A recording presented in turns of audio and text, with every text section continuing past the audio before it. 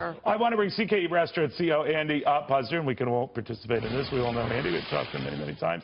Andy, it's interesting when I talk to, and I know we all here have talked to some of the power brokers in the Republican Party who seem to be, I don't know, settling in on the notion of Donald Trump as their nominee. And I don't mean that to disparage Donald Trump, but in the beginning they were fighting it tooth and nail. I know we were talking about how they're trying to find an alternative candidate, but they seem to be able to live with the prospect of a Donald Trump.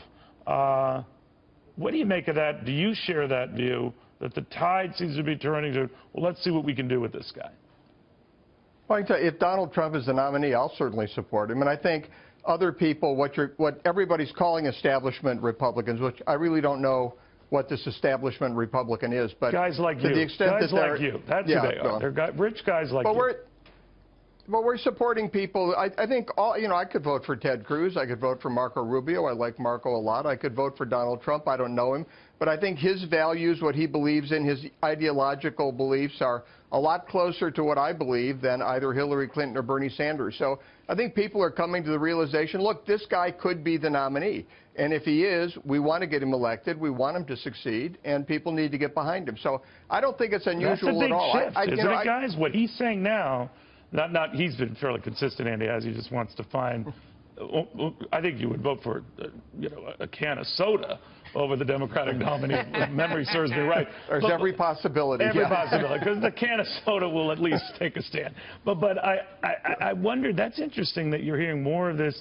Yeah, It is. We had Eric Erickson on, a big wig in the conservative Republican. He says he would never vote for Trump under any circumstances, but his number is dwindling. One thing that people are looking at, and I would ask Andy this question, is who the next president is likely to appoint. We all remember lamenting the fact that President Obama had nobody with real-life experience, nobody who'd ever met a payroll or had a job in the private sector, maybe one or two out of hundreds.